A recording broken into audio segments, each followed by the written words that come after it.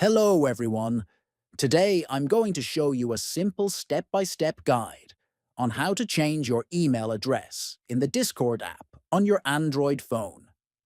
Whether you want to update your contact info or secure your account, follow these easy steps to get it done quickly. First, open the Discord app on your Android phone.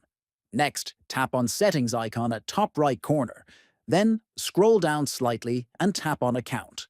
Then, select the Email option from the menu. After that, click on Send Verification Code. Now check your email inbox for the code sent by Discord. Once you have it, enter the verification code in the app and press Next. Then choose the reason why you want to change your email and tap Next again. Now, enter your new email address. Following that, tap Change Email.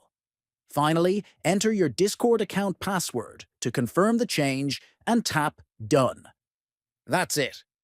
You've successfully changed your email address on Discord using your Android device.